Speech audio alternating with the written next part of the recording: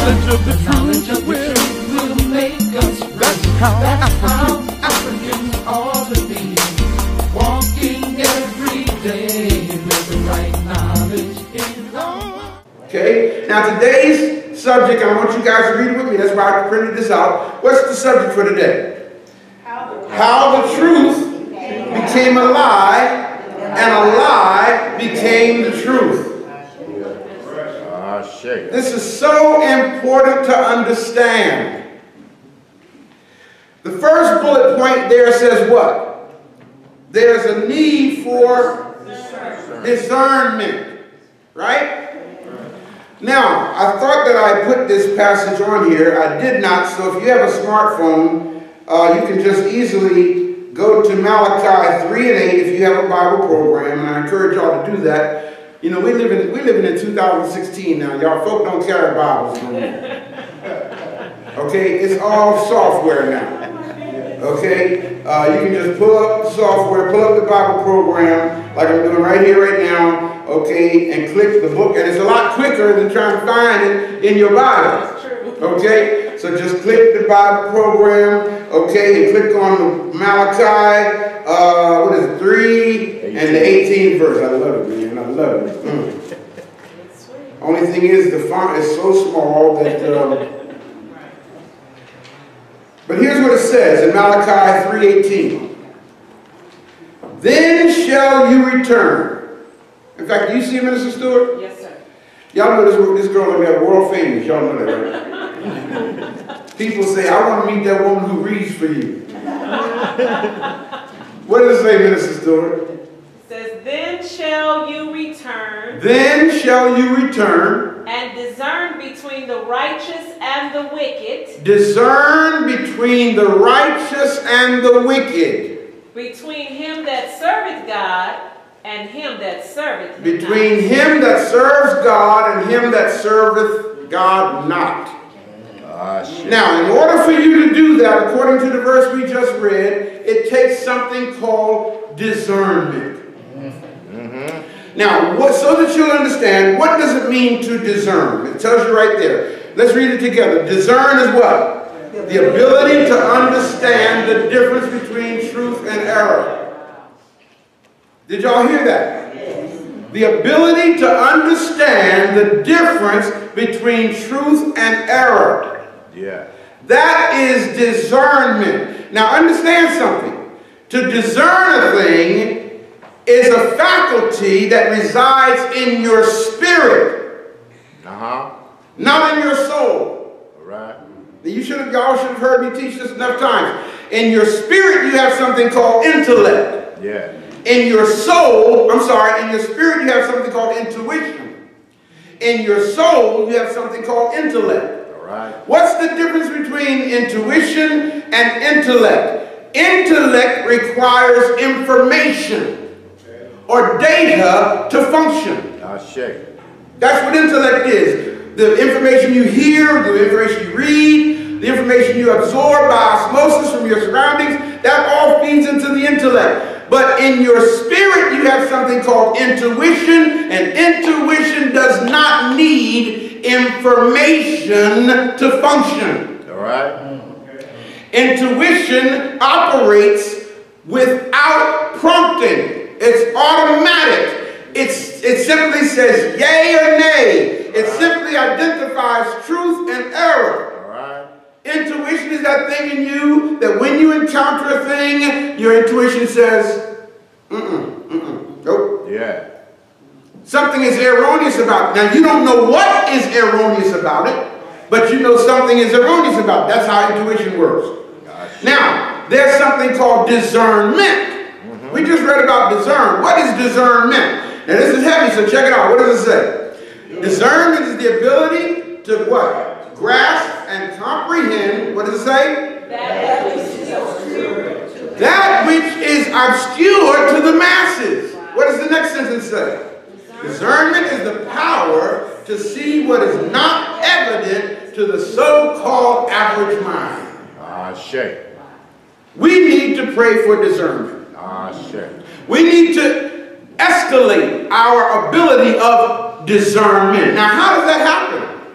Your discernment is improved by spending time in spiritual things. Yeah. Did y'all grab what I just said? Okay? You can't improve your discernment wasting mental time on junk. Okay? If you live on that level, if you live in the gutter, if you spend time thinking about guttery things, your discernment is going to be jacked up. Yeah. You're not going to be able to see what you need to see. Yeah. Okay? And then life will keep sending you stuff and you'll keep having accidents in life because your discernment is off. Once your discernment is sharpened and on point, trust me, life will become a lot easier for you. Okay. Because you are discerning. Now, a lot of people say, well, I don't agree. I don't think we should be discerning stuff. What you really are trying to say is you don't think you should be passing judgment, and I agree with you. Okay. Okay, see, in order to pass judgment on anything, you have to know all the facts. Yeah. To pass fair judgment. You follow me? Look at how many of our men are incarcerated unjustly, falsely accused. Yeah. And they were sentenced to life in prison for stuff they didn't even do. Yeah. Because the judge and the jury did not have all the facts. So if you don't have all the facts, you can't make an accurate judgment. But I'm not talking about judgment now. Okay? I'm not talking, I'm talking about discerning. So understand, you're not passing judgment on someone, you're discerning. All right. Whether they're cool or not. Okay? Now, in order to understand the historical context involved here, next bullet point says, we must go back to the year, what year, y'all? 332. What year? 332. All the way back to 332 BCE. Yes, sir. Before the Common Era, when a guy named Alexander the Great. Yeah. I didn't say Alexander the Great. There was nothing great about him. In the European's mind, he was great. Okay, but in the African mind, he was not a great man. Alexander the Great invaded Egypt. Now, let's understand where this goes. There's a book called First Maccabees. There's a book called Second Maccabees. These books used to be in the Bible. Yeah. But they were removed from the Bible, along with several other books. And the reason why the Maccabees were removed from the Bible is because the Maccabees gives an historical account of what happened in world history. Did y'all hear what I just said? Well, Brother Ray, so why take it out of the Bible? Because nothing in the Bible is historical. Did y'all get that? Yeah. Okay, not one thing mentioned in the Bible ever happened in world history. Not one. I better do this before I go any further. Okay. Everybody make a circle with your fingers like this. And repeat after me and say, the space inside this circle, represents my realm of knowledge. All that I think I know. About whatever I think I know is represented right here inside this circle. I must keep in mind that there is more to know than what is within the circumference of my awareness.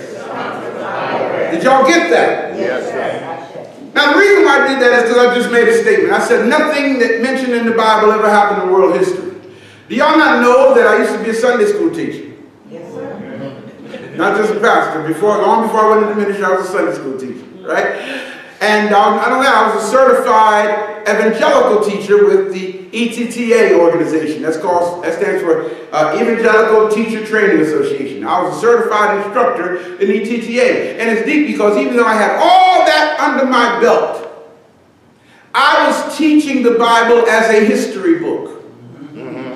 You know why? Because it was taught to me as a history book. Yes, sir. You know, the day came when my eyes were open and I realized through research and study and sincere prayer that all of this is mythos. I see. Y'all know how painful that was? Was that painful for anybody in here besides me? Yes, sir. Yeah, man. You know, it's a deep thing when your whole world gets twisted. You know, because what you thought was isn't. Yeah. But that's why they took the Maccabees out of the Bible. Because the stuff that we're going to read today from the Maccabees actually happened in world history. And therefore it is incompatible in a collection of writings that are non-historical.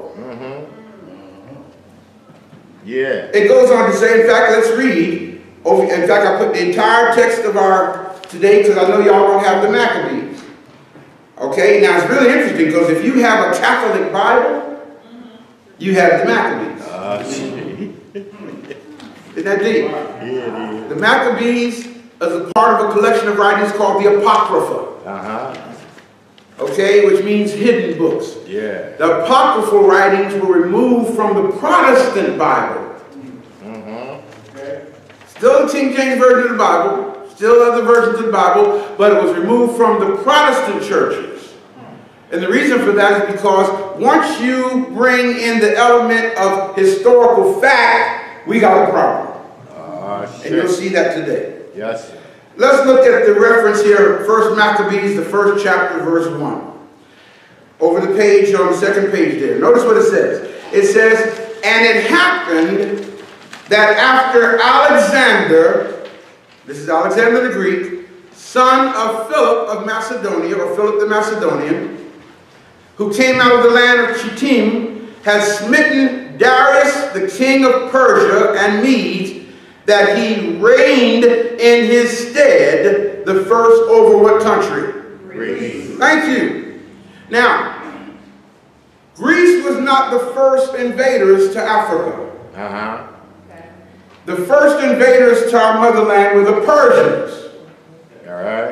Okay, the Persian Empire. And you just read that Alexander went to war with the Persians and defeated their king known as Darius at that time.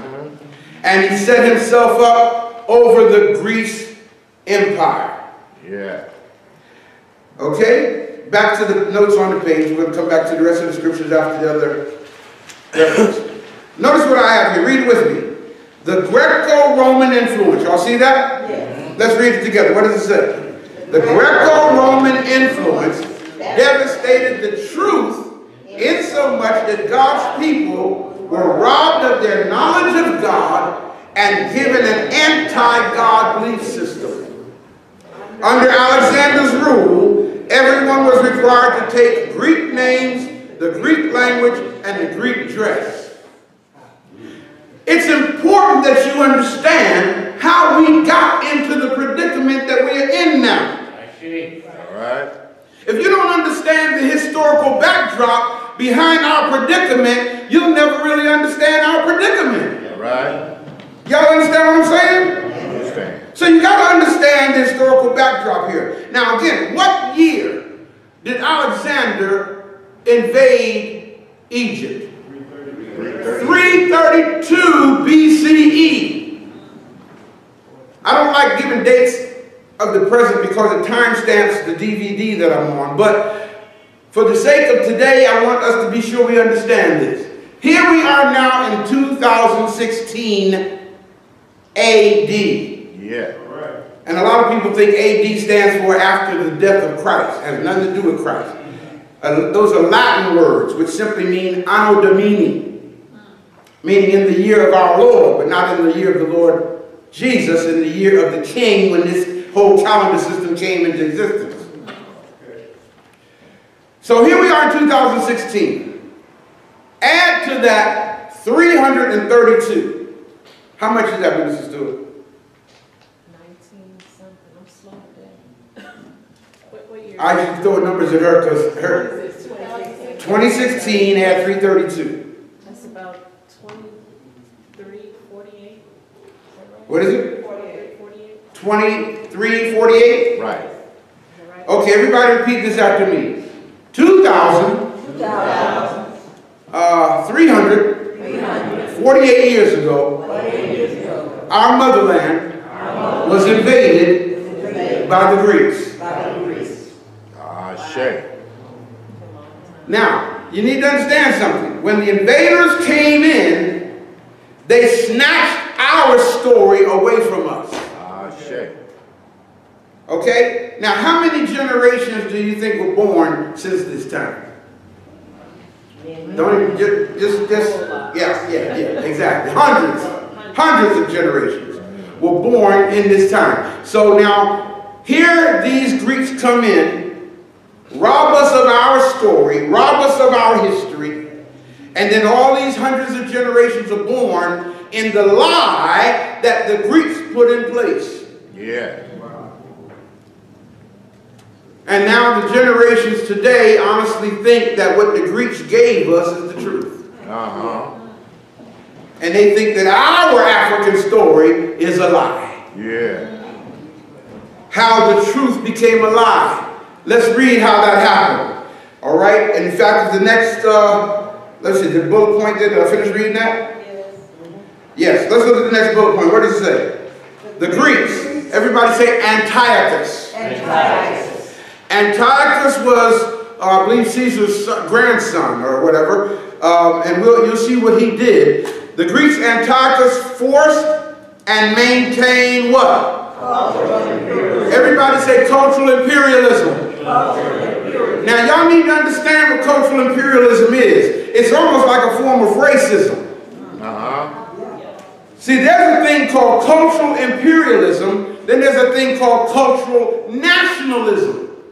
Everybody repeat after me. Cultural nationalism is right for those people. Whatever people. In other words, as a black man, African cultural awareness is right for me. Got me? That's right. Okay? For the European cultural nationalism is right for them. Yes, sir. Okay? But what the Greeks did is they came into our motherland and forced their culture on us. And once you say your culture is the way for everybody in the world, that's what we call racism. Is this making sense? Yes, sir. So we must understand that we have to attach ourselves to what is right for us. And that is African culture. Because we're African people. Yes, sir. So it goes on to say here that he forced and maintained cultural imperialism on us. Before we go to the scripture, let's finish reading what it says. Many Jews. Now, I put the word Jews there simply because the text that we're about to read has the word Jew in it. Okay. But what we must understand is there were no Jews in Egypt. Back in this time, they were Africans. But because of y'all heard me say this before, what? He who controls the printed page, what? Controls the thinking of the age. So if the Jews wrote this, who do you think they're going to put in place of the true people? Themselves. So we must understand, historically speaking, there were no Jews in Egypt at this time. No. So when Alexander invaded Egypt, there weren't Jews, they were Africans. And the Jews wrote about themselves what happened to us. Do you follow what I'm saying? So notice what I have here. Many Jews, or the proper term for that should be here, is Altibulanians. I didn't say Africans. I said Altibulanians. Why did I say Altibulanians? Because Altibulan is actually the name of our motherland. Al meaning Altibulan, meaning black-faced. So the black-faced people, the Altibulanians, were the people. Why do we call ourselves Africans then, if the right word is Altibulanian? Everybody say, for the sake of communication. In other words, y'all, when you say a thing, if the people you're talking to don't know what you're talking about, then you're just wasting words. Got me? Okay? We call ourselves Africans because when we say Africa, everybody on the planet knows what landmass we're referring to. If you say Archibaldine, if you say I'm Archibaldine, folks will say you a what? Right. You say that again. You a what? Because we don't use the word Archibaldine in our vocabulary. Yes, sir. So many Archibaldinians, notice what it says here. Read with me. Adopted what? A foreign way of life. Now you're getting ready to read how that happened. Many Archibaldinians adopted a foreign way of life and did what? And taught it to their children for the sake of social comfort. Now we're getting ready to read that. I remember when my eyes started coming open, I'll be honest with y'all. When my eyes started coming open, I was so angry with my parents. I mean, really. I blamed my parents for my being ignorant. Right. And then I realized something. It wasn't their fault. Okay. You know why? Because my parents taught me what my grandparents taught them. Okay? And my grandparents taught my parents what my great-grandparents taught to my grandparents. Okay? And it goes on and on and on and on. Why? Because this lie has been in place since 2,348 years ago. Yes, sir. And what's really interesting, man, is here we are, you know, at the late end of the spectrum, and we think we're teaching and preaching the truth. Yeah. That these Europeans created and gave to us. Let's examine some scripture references here. In fact, you got the scriptures. Let's read them. Here's the evidence. Here's the evidence right here. Look at 1 Maccabees, the 1st chapter, verses 41 through 50. Y'all ready to go do some class work here? All right. Okay. Let's read it together. Moreover, King Antiochus wrote to his whole kingdom. What did he say, y'all? That all should be one people. What did he mean? All should be one people. What he was saying is everybody needs to give up their way and adopt our way. The Greek way. Yeah. So that's why I tell people don't get fooled, don't get tricked by this word multiculturalism. Oh, yeah. Multiculturalism is not a word that we came up with. Multiculturalism is a word that the Europeans came up with because they realized that they're losing their place in society. So they came up with a word to make us all feel like, well, we're all a part, can't we all just get along? Yeah. They came up with this word to deceive us because what they really mean is the subservientness of all other cultures under the European culture. Don't take my word for this. Linguistically speaking, I don't care what country you go into now around the world, you'll see two signs in the language of that country and in the language of English. Yeah. I remember several years ago when I was getting my pilot certificate, they passed a law that every pilot in the world must be able to speak English if you want to be a pilot. Isn't that deep? Yes, sir. That all should be one people. Look at the 42nd verse. What does it say? And everyone should leave his laws. Y'all see this? King Antiochus Epiphanes decreed that everybody should forget their laws. Wow. Why? What does it say? So all the heathen agreed according to the commandment of the king. Now it's really interesting because the word heathen in this verse is talking to the Greeks. The word Gentile and the word heathen both come from the same etymological term. The word is goyim, G-O-Y-I-M. And you've been calling yourself heathen. And I think the largest influence to that was Sanford and Son. Yeah. They specifically and strategically wrote that in the script to have a black woman call a black man, you heathen, you. Y'all getting this? Yes, sir. 43rd verse, what does it say? Yea, many also of the Israelites. Now mind you now, there were no Israelites at this time in Egypt. But Israelites or Jews wrote this, so of course they made it sound like it's about them. The truth of the matter is it was our ancestors. Now this is going to make you a little upset here. What does it say? Many of the Israelites, or our people, our ancestors, did what? Consented to his religion and sacrificed unto idols and profaned the Sabbath. In other words, our own people, our ancestors, sold out and consented to take on the religion of Antiochus Epiphanes.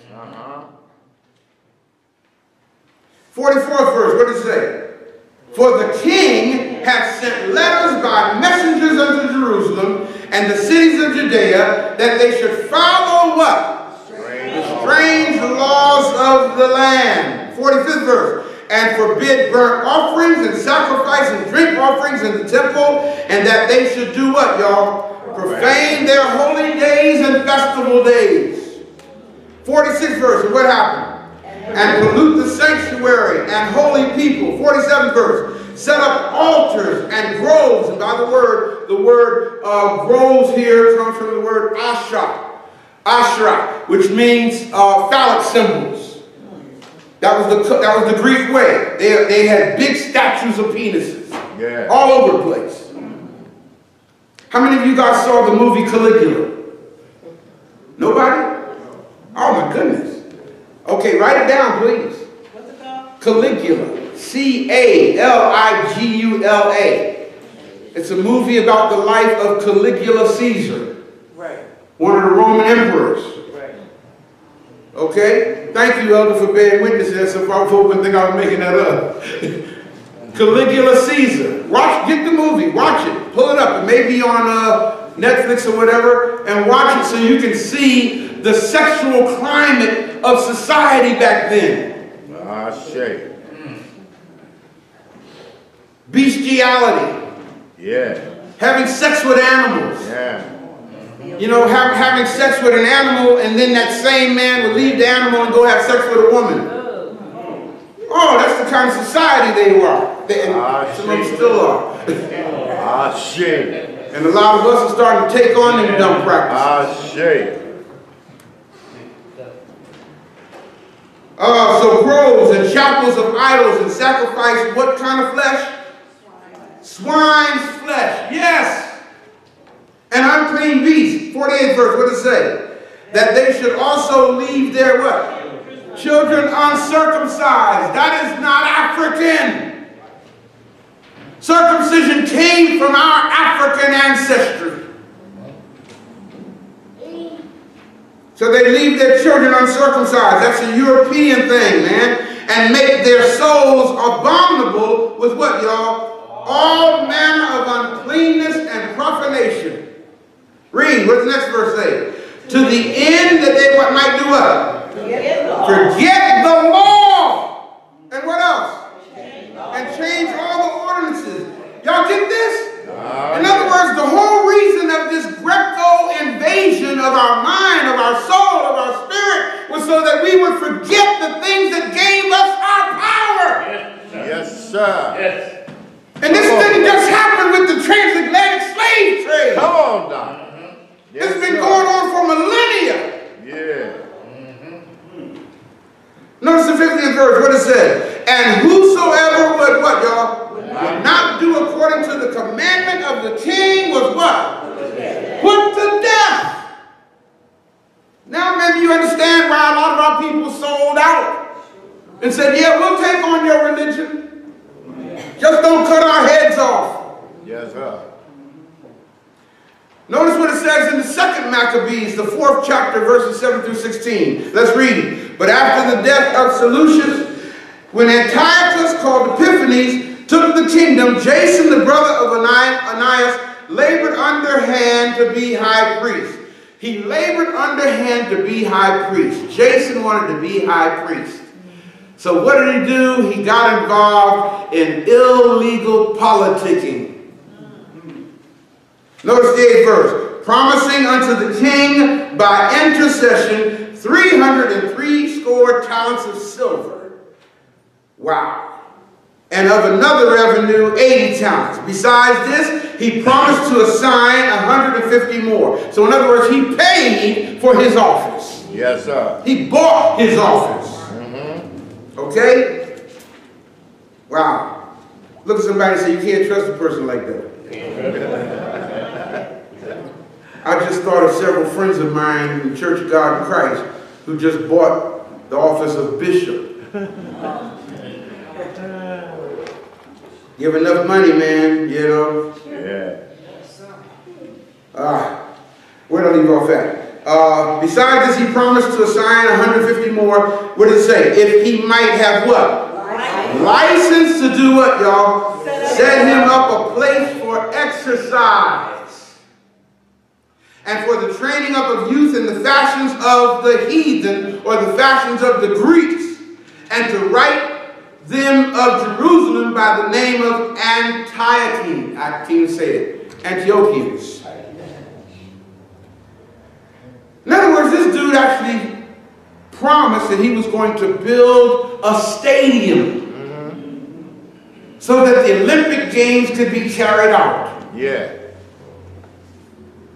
By the way, in case y'all didn't know it, the Olympic Games come from Greece. Yeah. That's what the word Olympia means. Olympic, Olympia, Greece. Yeah. That's when they take the little faggotized boys and dress them up in a little tiny apron and put what do you call that, man? A wreath. The wreath on their heads. Of course, back then it was called a hat. To symbolize the starting of the Greek games. Yeah. Is that still going on today? Oh, yeah. And the torch. And the torch, yes, sir. Still going on today. But you need to understand, it didn't come from us, y'all. Yeah. But if it wasn't for Africans, there wouldn't be no Greek games. Ah, shit. Because we're the most adeptly athletic people on the planet. Because of something called melanin. Yeah. They make a lot of money off us, don't they? Oh, yeah. 10th verse, what does it say? Which when the king had granted, he had gotten into his hand the rule, he forthwith brought his own nation to what? Greek. Greek fashion. And so here we have a sellout African who bought his political office and then built a stadium so that he could make his own African people take on the Greek customs. Ah, yeah. Are y'all seeing this? Oh, yeah.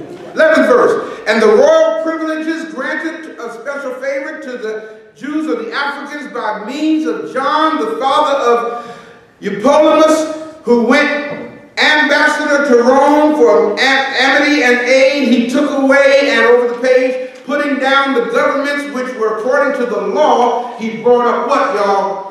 New customs against our laws. 12th verse. For he built what? Gladly a place of exercise, again a stadium, under the tower itself, and brought the chief young men under his subjection, and made them wear a hat. Yeah. Or the little Greek wreath on their heads. I'm sure the elders back at that time grieved to see this going on. 12th verse. I'm sorry, 13th verse. Now such was the height of what? Greek fashion. Greek fashion. African fashions? Greek fashions. An increase of heathenish manners through the exceeding profaneness of Jason. See, that's bad when you got a sellout leader, man. Because of Jason's wickedness. And here as he calls him, that ungodly wretch and no high priest. 14th verse. That the priest had no courage to serve any more at the altar. but despising the temple and neglecting the sacrifices, hasten to be partakers of the unlawful allowance and the place of exercise after the game of discus called them forth. Yeah. This reminds me of the pastors today who on Super Bowl Sunday can't wait to get out of the pulpit so we can all go watch the game. Right. That's what this is saying here. In fact, some pastors now have brought in flat screen televisions. Large screen television, so y'all ain't even got to go home, y'all. We'll just go downstairs and watch the Super Bowl. All right. In other words, athletics have become so important to us as African people. The Greek games, the Greek way of life has become so important that we have devalued our own system. Ah, shit. How many of y'all saw the movie Concussion? Oh my goodness, y'all. Okay, everybody repeat after me. I need to see the movie Concussion. If you get to see the movie Concussion, starring Will Smith as a Nigerian neuropathologist, if you get to see that movie, you'll understand how powerful sports are in our world. Here's a movie, and I'm going to tell y'all the gist of it. Here's a movie where this Nigerian doctor, in case y'all don't know, Nigeria is Africa.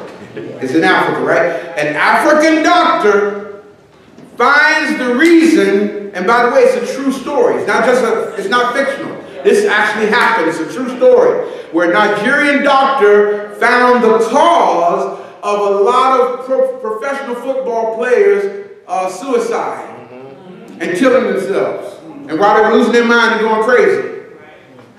Okay? And they brought it out in the movie. And one of the heaviest statements in the movie was when the doctor, chief medical examiner, told Will Smith, he said, "You don't understand what you're doing here. Okay? You are trying to take away the day that used to belong to God. The day that used to belong to God, now the NFL owns it." All right. That's heavy. Ain't that deep? That's real deep.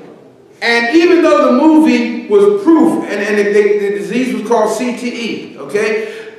Because the movie brought out this, you would think that people would say, you know what, I need to stop subjecting myself to this abuse to my brain.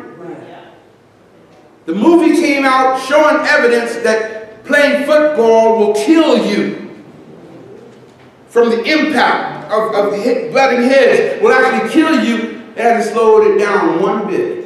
Yeah. You know why? Because sports and the money that it makes is just that powerful. What number did I leave off at? 16.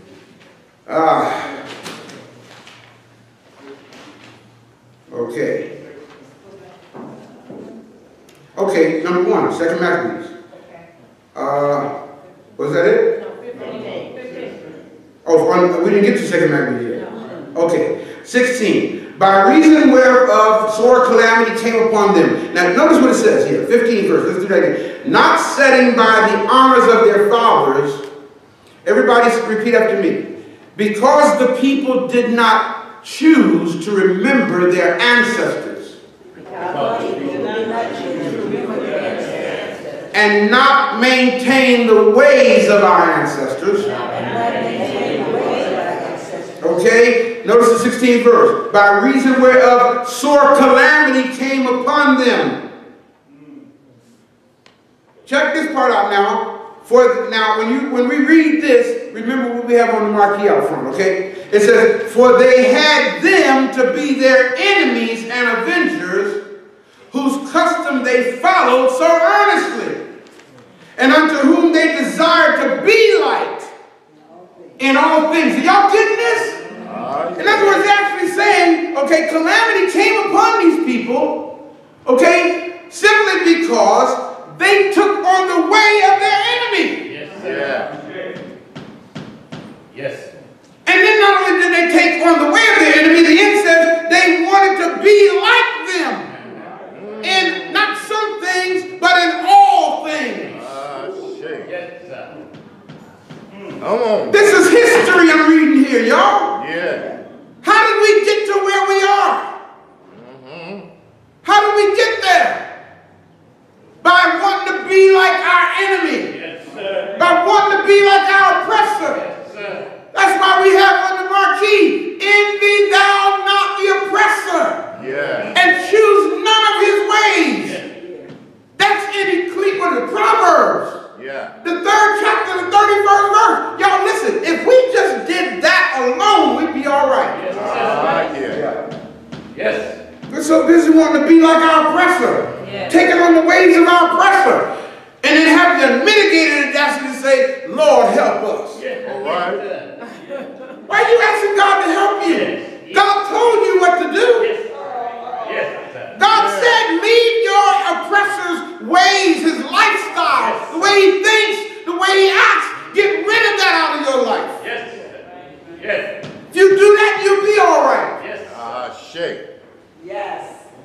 Woo, man. Let's continue reading what happened in history. 2nd Maccabees, chapter 6, verses 1 through 10. Not long after this, the king sent an old man of Athens. Where is Athens, y'all? Greece. In Greece, exactly. Not long after this, the king sent an old man of Athens to do, check this part out now, to compel the Jews or the Africans to depart from the laws of their fathers and not live after the laws of God. Do y'all see this? Yes, sir. I'm not making this up. It's right there in the Maccabees. Now you see why they took this stuff out of the Bible. Because it's telling you that the Greeks came in and had the unmitigated audacity to say to Africans, depart from the laws of your fathers. Yeah. And don't live after the laws of God. Now, only an ungodly people would even say such a thing. Shit. Yes, sir. 2nd verse. And to pollute also the temple in Jerusalem, and to call it the temple of Jupiter Olympius, and that in Gerizim of Jupiter, the defender of strangers, as they did desire that dwelt in the place. 3rd verse. The coming in of this mischief, the coming in of this mischief Yeah. was sore and grievous to the people. In other words, y'all, we had our own people who knew that this wasn't right. Just like some of our people know today that the whole program of the Roman Catholic Church ain't right. They know it's not right. Yeah. Yes. But they don't have the courage to take a stand. Yeah. Come on, Doc. Yes, sir.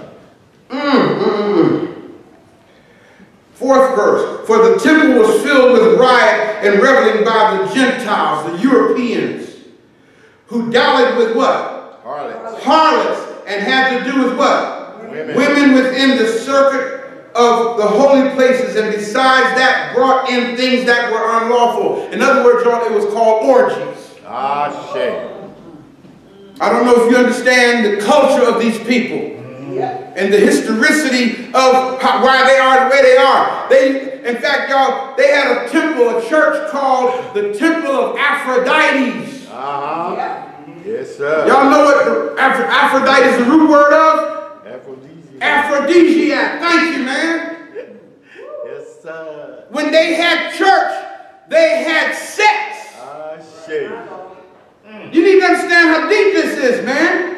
Okay, they weren't in there praising God. They were in there having sex. Right. Because in the European culture, sexual ecstasy is the closest thing they know to God. Yes, sir. And we've taken on their practice. Yes. That's why y'all say, oh God, when you having sex. Oh God. Oh God.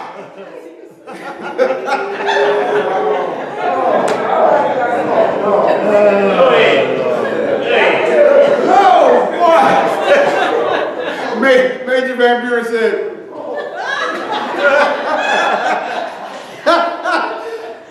But think about it, man.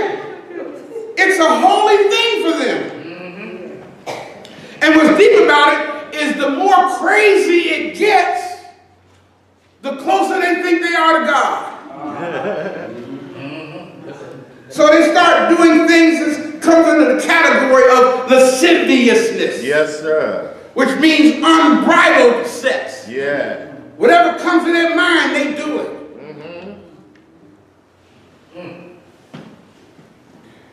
All right now. I just got a vision. Somebody gonna say, next time they give their loved one, is this European?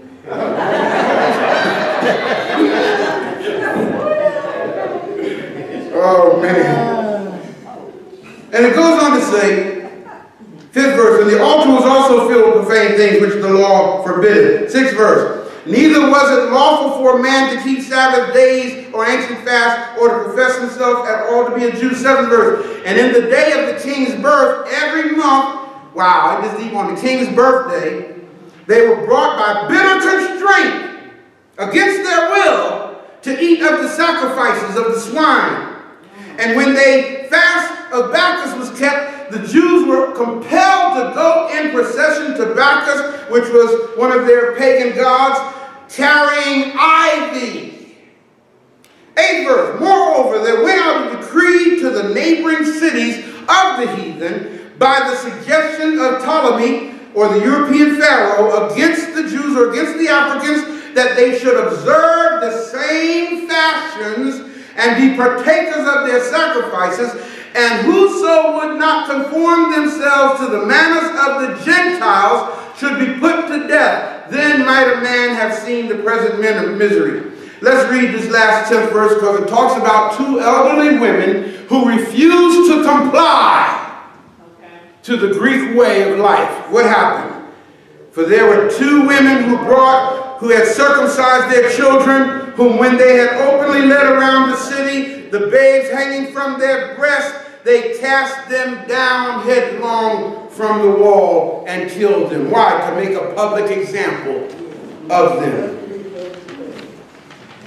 Next bullet point on the front page, it says the methods for living. Hear this. Let's read it together. What does it say? The methods for living that God gave to our ancestors is what gave our people strength. Do y'all understand that? Yes. Do you understand what I just said?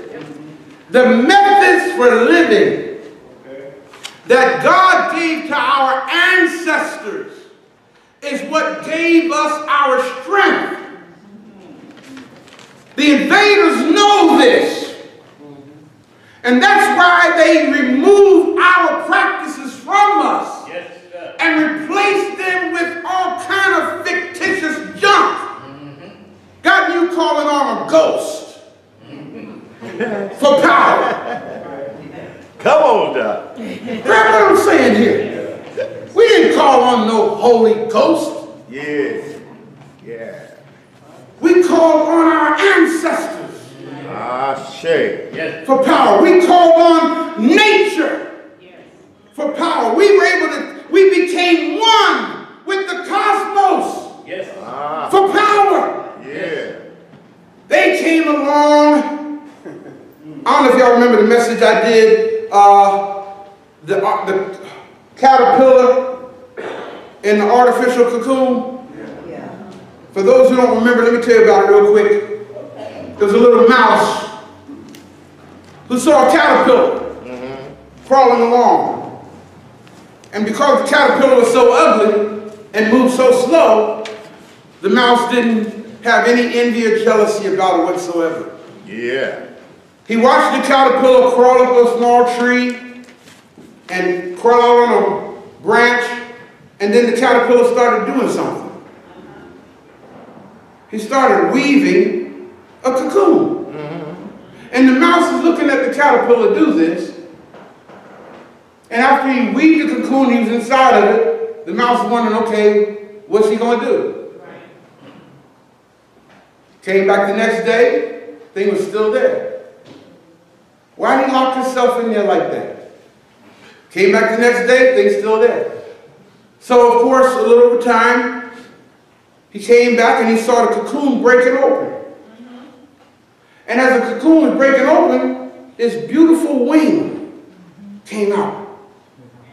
And the thing broke through the whole cocoon, and it was this beautiful butterfly. And the mouse said, wait a minute, that's not what went in there. And then on simple reason, he said, wow, he transformed himself into a beautiful butterfly. And now he can fly. Before he was crawling. Look at him flying. The mouse got jealous. Because he couldn't do that. Just like they get jealous of us. Because of things we can do that they can't do. Grab what I'm saying? Yeah. So the mouse went back to one of his friends and said, we need to do something about this. So the mice got together and built a factory to manufacture artificial cocoons. See where this is going, right? And so every caterpillar that the mice saw, they showed them this beautiful artificial cocoon. Yeah. That wasn't made by hands, but eternally from heaven. Glorified this thing, and they convinced the caterpillars not to weave their own cocoon now. Get one of the artificial cocoons. Now the mice knew that if they could convince the caterpillar to use the artificial cocoon, that they would never become a butterfly.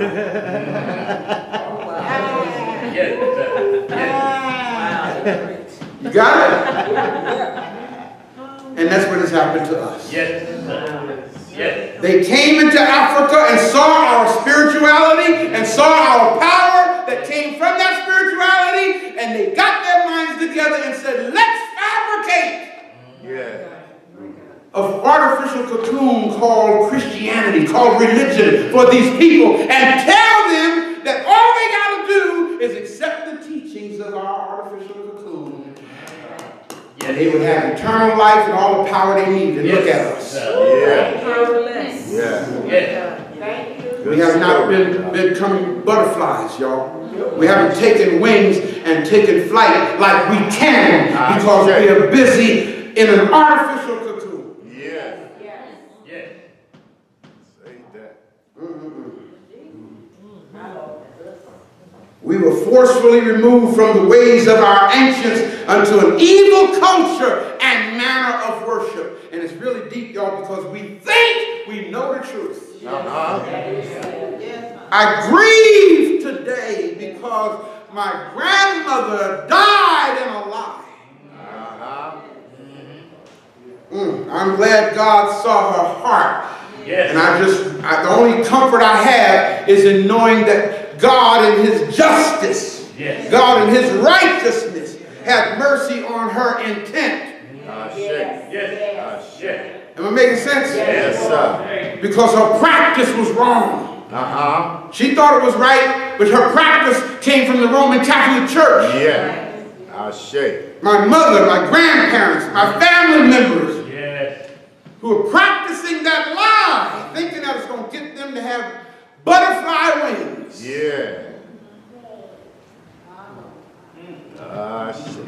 Last bullet point here. The biblical story of Yeshua, known as Jesus Christos in the Greek, because there was no J until the 17th century. Notice I said the biblical story was about a man who resisted this Greco-Roman way of life. Back then it was called Hellenism. And was teaching people to return to their spirituality. Return or Sankofa to their spirituality. People were beginning to listen to this teacher.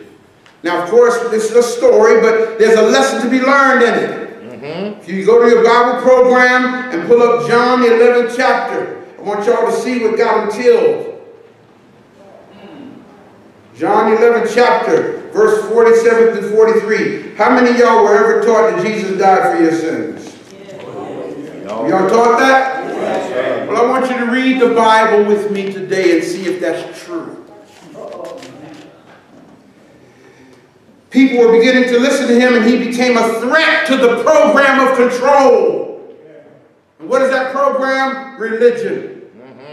He became such a threat that the Greco-Roman authorities had set up hand-picked religious leaders, just like they have today.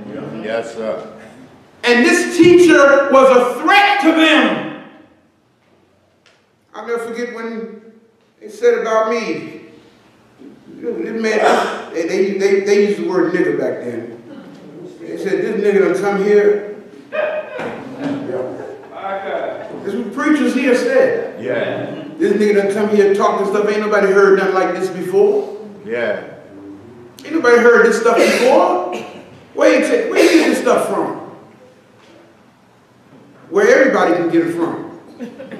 All right. If you just do the research. Yes, sir. I am not making stuff up here, y'all. Just like I'm making up what we about to read. Gonna freak you out. So because he became a threat to the hand-picked religious leaders, what does the last sentence say there? It was imperative what? That he should be killed to stop his effectiveness. Wow. I can't help it, y'all. I got flashbacks. Talking about you, Doc. I got flashbacks, man. The preachers said what's the dude's name? No, he's the one who led the resistance. But Shields, thank you. When Shields said, Doc, we're going to stop you one way or another. Yeah. You're going to find yourself isolated from the clergy community. He didn't lie about that part. Been here now, what, 18 years? And not one pastor in this city will have anything to do with us. Yeah. But it's okay. Yes, sir. I don't mind. I didn't come here to be their friend. Yes, sir. I came here to get this message of African liberation across to our people. Yeah. I don't care how few there be. Yes. Notice how I said that. I don't care how few there be. Heck, I ain't gonna lie, every now and then I get discouraged. I come in here and see such few people. But I don't care how few there be. If it's only 2 or 3 to get this message, that somewhere in that 2 or 3 may be a person who will reach 20,000. Ah, shit. You see how this goes? Yes, sir. Yes. My job is not to draw a crowd. My job is to tell the truth. Ah, shit. Let the truth do what it does. Yeah, buddy. If you have John 11 chapter, I'm going to start reading at the, Minister Stewart, you start reading for me. At the, let's see here, 43rd verse. 43rd verse of the 11th chapter of John. And when he thus had spoken. Now I want y'all to hear this, because y'all are getting ready to see why Jesus died in the story of the Christ. All right. Okay, look at somebody next to you and say, he did not die for your sins. He did not die for your sins. I know we've been taught that, y'all. We have. Yeah. We've been taught that. Yeah. But let's see what the Bible says. Since we're Bible believers. What does it say? Go ahead. And when he had thus spoken. And when he had thus spoken. He cried with a loud voice. He cried with a loud voice. Lazarus, come forth. Lazarus! Come forth. How many of y'all heard this growing up in church? You probably heard this preached over and over and over and over again. But they didn't tell you the consequences of it. Go ahead. And he that was dead came forth. He that was dead came forth. That was the threat right there. All right. See, people were already starting to listen to him because he was making sense. But when he actually called a man from the dead and awakened him and resurrected him, follow me now, follow what I'm saying. When he called a man who was dead and awakened him and resurrected him and said, man, come forth, get up from being a dead horizontal and become a living perpendicular.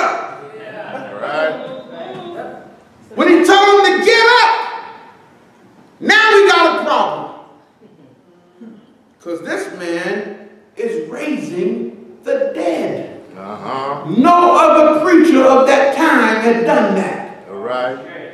Because they were still preaching the program. Yes, sir. Read, Minister Stewart. And he that was dead came forth, bound hand and foot with grave clothes. Yes? And his face was bound about with a napkin. Wow. In other words, just because he got up, y'all, don't mean that the tradition was gone. Kenny? Right? He was still bound by tradition. Wow. So what did the teacher tell the people to do? He said unto him, loose him and let him go. He told the people, I did my part. I brought him back to life. I raised him up. I resurrected him. That was my job. Mm-hmm. Now, y'all who standing around looking at him, take them damn grave clothes off of him. Untie his hands. Take that cloth off his face. That stuff y'all can do. Yes. Come on, Doc. Yes. Y'all getting this?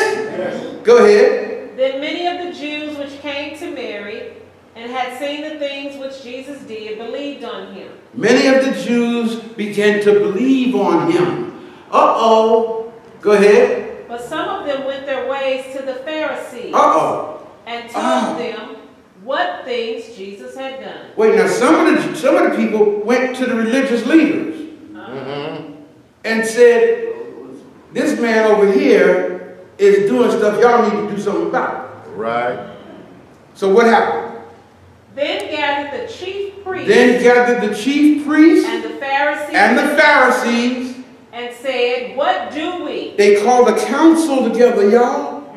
The preachers got together and had a meeting and said, y'all, we need to do something. What are we going to do? Why, Minister Stewart? For this man doeth many miracles. This man is raising the dead. He's doing stuff we ain't doing. He's opening the eyes of the blind. He's helping people to see that we are running a game on them. Are y'all getting this? Yeah. So what happened, Minister Stewart? If we let him thus alone. Notice what they said. They said, if we leave him alone, all men will believe on him. everybody gonna believe what he's saying. Yeah. So we gotta find a way to stop him. We gotta find a way to discredit him. We have to find a way to immobilize him. Ah, shit. Why? For the Romans shall come and take away both our place and nation. In other words, the Roman government who appointed us, okay, to tell lies to the people, because they gave us our ordination papers. Yeah. Government. They gave us our license to preach. Yeah. So if we don't do what they want us to do, the Roman government gonna come and take their papers back. Yes, sir.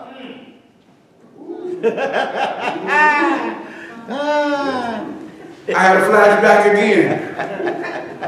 I don't know who was here that day when the preachers came up in here, but they came in and Pastor Earl, something from out in Kinlock.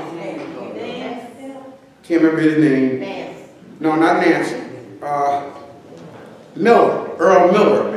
From out, you know what I'm talking about? I know. From out in Kinlock. He stood right here and said, I'm taking back the ordination papers that I signed. Wow. Yeah. That's what they came back for. To revoke the papers that they had gotten together to sign for me. Like that made me. Right. I had to let them know, y'all, I was Dr. Hagins before I came here. Your paper didn't make me. So what happened, Minister Stewart? And one of them named Caiaphas. One of them named Caiaphas. Being the high priest that same year. He happened to be the high priest that year. Said unto them. He said unto them. You know nothing at all. Y'all don't even realize what kind of opportunity we have here. Yes, sir. Go ahead. Nor consider that it is expedient for us that one man should die for the people. And that the whole nation perish not. Are you looking at that, Elder? Yes, sir. Did y'all hear this? Y'all understand what an opportunity we have here? Okay, this man is stirring up revolution. And the people are listening to him, and the Roman government is ready to come and kill us all. So why don't we make him the sacrifice? It would be better for us that one person dies for the people so that the whole group of us don't have to die. I repeat, he did not die for your sins, Harry Williams. He didn't die for my sins, Ray Hagins. He died because according to the story, the Roman government needed a sacrifice for the resistance of the people. So where does it go on to say, Mr. Stewart? And this spake he not of himself, right? But being high priest that year, he prophesied that Jesus should die for that nation. Whoa! Woo. Why wasn't that taught to y'all growing up in church? Why wasn't it? That's called segmented biblical attention. See, certain parts of the Bible, they told you Jesus died for the people, but they didn't tell you what people. All right. He died for that nation. And then not for them only, but for the Jews that had scattered because of the tyranny of the Roman government. We call it the diaspora. Go ahead, read. And not for that nation only, but that also he should gather together in one the children of God that were scattered abroad. Read on. Then from that day forth they took counsel together for to put him to death. Then from that day forward, these pastors took counsel together for how to put him to death. Wow. It's really bad, man, when the religious leaders of a community become the assassins in the community. Yes. But that's where we live, y'all. And it didn't just happen in the story here. This is the story of Medgar Evers. Yes. This is the story of Martin Luther King. Yes. This is the story of Malcolm X. Are y'all getting this? Yes. Whenever the liberator comes and he becomes a threat and starts waking people up. Hey, man. Now y'all see why I tell y'all better get strapped. Yes, sir. When you're telling the truth, man, the devil don't like it. Yeah. So I hope you understand today, brothers and sisters, how the truth became a lie. And how the lie became the truth. It didn't just happen all of a sudden. It was a strategy. It was a system put in place. And they knew that if that system stayed in place, future generations that would be born into the lie that they created would think that they grew up believing in the truth. I did. Y'all listen, I grew up, man.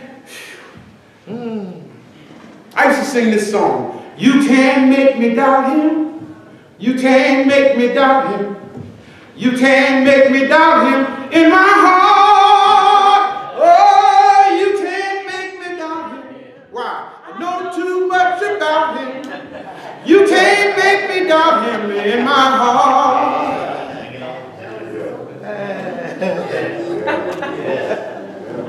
Now listen to me. It goes like this. You may know what you think you know. Yes. About what you think you know. But that does not mean you know all there is to know. Yeah. About what you think you know. Yes, sir. The deep thing about information, this is why I found out a lot of folks don't want to know. That's right. A lot of people don't want to know, man, because knowledge brings change. Yes, it does. Yes, it does. You know, you're standing on what you're standing on today because that's all you know. Yes, sir. But when your eyes come open to more truth, now you got a problem. Yes, sir. Yes. I know preachers, pastors, whose eyes have come open because they watch my DVDs, man. Yes, sir. But they don't change. You know why? Because they don't want to give up that money. Ah, shit. They've been watching Brother Ray. They know liberation, preaching liberation ain't profitable. Ah, shit. They know that. Look how we struggling, man, trying to pay the bills here. Yes, sir. They all struggle. Be honest, come on, honestly speaking. What you heard today, should not this place have been packed? Yes, sir. Yes. Yes, sir.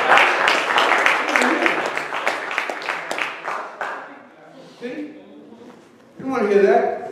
But if I had a prayer line in here right now, this is going to be Miracle Sunday. All right. Come on out here. I'm going to pray for short legs and glaucoma. And those of you who are suffering the onset of Alzheimer's, come on. I'm going to pray for you that God will heal you. Please be jam-packed. Okay? But to give knowledge, turn on the light of righteousness, justice, power, and authority in your life by clear teaching of the truth. Oh no, that's not spectacular enough. But that's okay. A new day is coming. Yes, sir. Yes, sir. A new day is coming, man. Yeah. All right? And folks going to have to hear the truth, Randy. They're going to have to hear it. Like it or not. Yes, sir. Yes, sir. Okay? Going to have to hear it. Ashe.